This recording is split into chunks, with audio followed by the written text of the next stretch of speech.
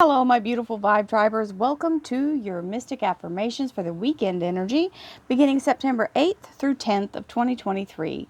Many blessings to you all. Remember, this is a collective energy for all sun, moon, and rising signs. That means if you'd like to have a personal reading, please visit my website, royalmystic.com. I'll be more than happy to assist you once you schedule your appointment. So with that, let's remember, click that like button, please. That's very helpful for my YouTube videos. Helps me share it out into the great multiverse. And it helps other people to have a little boost, just like you enjoy this video with your coffee. You know, they could use an attitude tune-up too.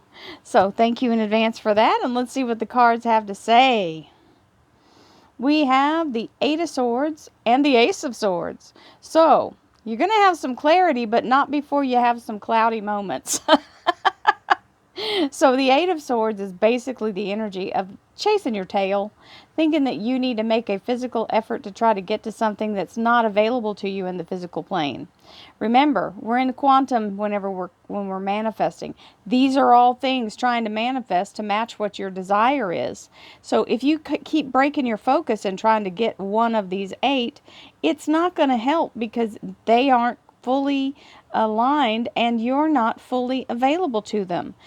There's a moment here where it has to lock in, and I'm sorry, but you can't do multiple things simultaneously unless you're a very, very, very practiced manifester. So you've got to let it narrow itself down, and right now it's not your move. Your move is get your vibration right so that the one of these will align and show up instantaneously. So that's the universe is doing that part to get it singled down, and bang, it presents it to you. Here is the Ace of Swords. This is clarity. This is a victory. This is focus. This is cutting through the veil and cutting through the nonsense, and all of a sudden it's very clear and the road is open and you can go. So this is what's happening when it's forming. You still have to wait your turn, okay? It's just like playing chess. It's the other person's move, and that other person is the universe. So let's see what else we have. Thank you, angels, archangels, divine, pure, white light, divine spirit. So the Two of Swords is telling you logic isn't going to get you there. You can think all you want. This is telling you left brain is not the way to do this. You want to get there through manifestation, and it's the right brain creative mind, not logic. Miracles happen every day, and they are never logical. That's the definition of a miracle. That is not logical. Divine Spirit, Spirit Guides, Gods, and Goddesses, thank you so much for being present here to allow all sun, moon, and rising signs to have the information they seek to assist them in remaining on their highest possible spiritual path.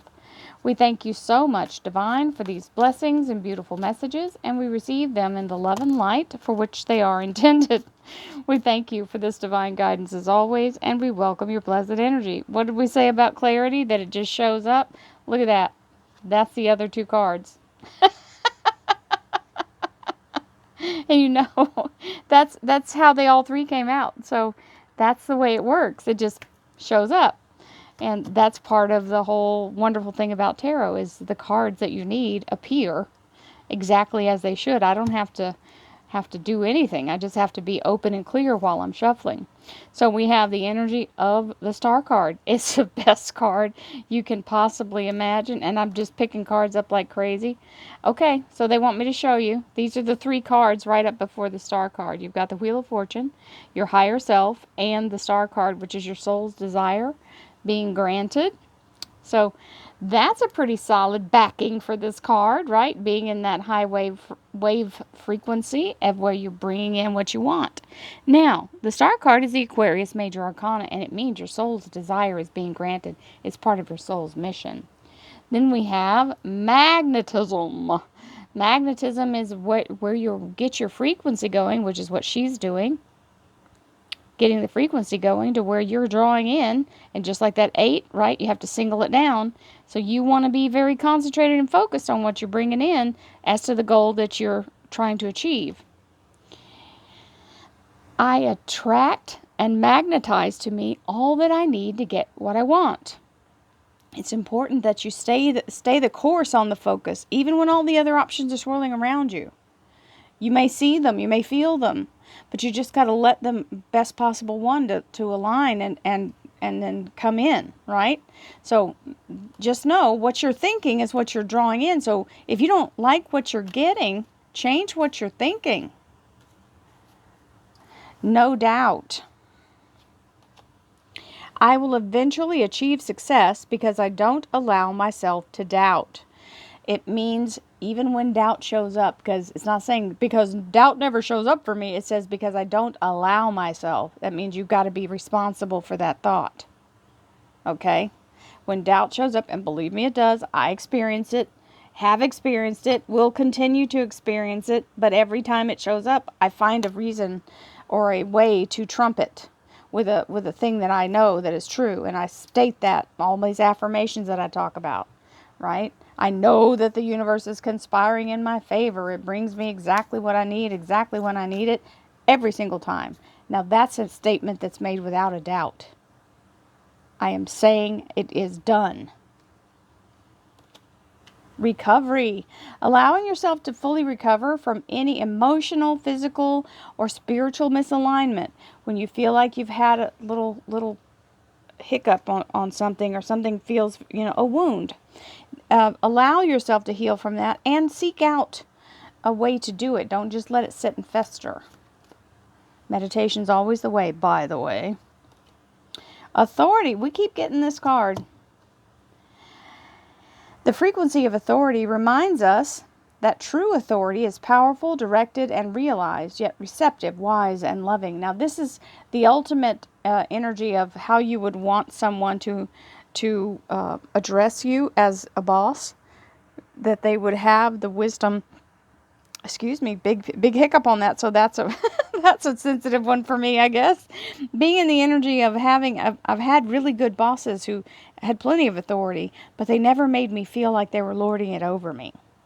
They were very, very good people, and so it didn't make me feel like they were trying to make me belittle me. I did have bosses that did that, but the ones that were good, they knew this secret that you don't have to be aggressive and belittling to your staff. Encouragement.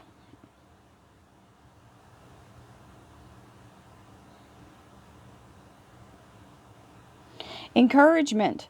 Your love is invaluable to the earth and all those around you. Even though you may not always see the positive effect your love has on others, trust, for it does. Each time you offer love through a loving gesture, thought, or word, you plant a seed of love, and there is always generating more love through that. Trust and continue your loving work. Encouragement is always there and available to you as long as you can allow yourself to be in that energy and not undermine yourself. Inspiration. A wave of inspiration and a stream of beautiful ideas are about to enter your aura. It's important that you trust your intuition at this time. Pay attention to unusual thoughts that come to your mind, and do not discount your imagination. Many wonderful ideas which have served humanity were initially scoffed at or ridiculed. We, your guardian angels, will help you discover ways to apply your ideas and manifest new realities for your life. It's important that you remember, once you get yourself in alignment, you don't stay there. It's a constant effort because things are moving and changing. Energy is always moving. But you have the ability to have inspired thoughts out of the blue, even when things aren't going perfect. So you don't have to find everything to be aligned and perfect for you to be able to be inspired. This is the whole point of this. You just have to be able to sit down and recreate that moment in the energy of meditation and in the energy of belief and faith, and continue to move that inspired energy to return to you, because once you put it out, it does return. It's everything you do has a equal return to it, right? So, good, bad, or indifferent, the universe doesn't care. if you don't like what you're having happen, I'm telling you, if you change what you're thinking and how you are putting it out there, it will change how it comes to you. Two of Wands. Sometimes we get confused by a choice when a choice shows, well, no, now I have to make a decision. Kind of like, let's make a deal. You think you've locked in curtain number one, and then he goes and offers you something else. That daggum Wayne Brady, he's a trickster. But it's the real thing is, this is like the Wheel of Fortune at the very, not the Wheel of Fortune, it's the let's make a deal. The end of the day, when he gets to the last three curtains, he offers them all, and then none of them are bad things. So this is that moment where you can't lose. There's no zonks. So each one of these, even if you choose to go up the middle, is going to be very close to the same outcome. It's all going to be a victory. You just have to choose the one you resonate with, right? Allow yourself to feel your energy to, kind of run the scenario. Okay, if I pick this one, how do I feel about that? What's my outcome on that? How do I feel on the journey to get to that outcome? Second, how do I feel on the journey? How do I feel on the journey? And you'll figure out which one you want, because your heart will ring. And we have the double card, which is the Capricorn Major Arcana. This is the energy, and I think this pretty much sums it up. This is the best depiction of a devil I've seen on a tarot card, in my opinion. It's the energy of that back door where all those subconscious thoughts are. And that's where you can raise up in the fear and not even realize it's running a script on you from an old event that doesn't even apply to this one, right? And it's an old testimonial to something that may not even be true.